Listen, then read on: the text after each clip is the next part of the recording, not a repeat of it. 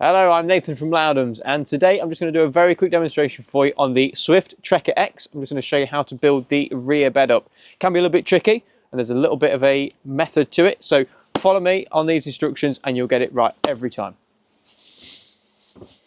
To start off, you've got two magnetic bars in here.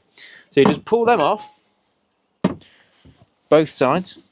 And so I don't trap myself in. First, you see you've got your handy arrow on there, this way up.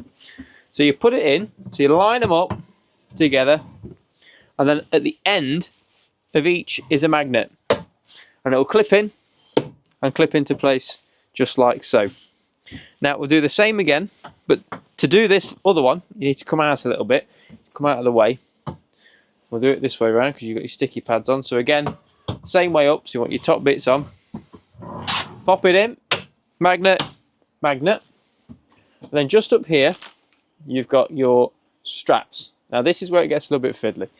So unclip your strap just there, and that will now allow your bed to freely come down. So this is a just delivered model, so you've got your extra cushions that go down the back there.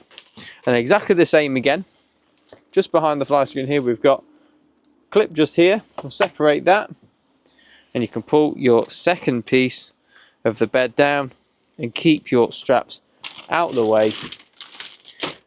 And that is exactly how you do it. Now, a lot of people sometimes forget to put these bars in. Now, if you then sit on the bed and the bars aren't in, that will then cause this piece to come out. So just make sure every time you've got those bars in and you've got some support to your bed.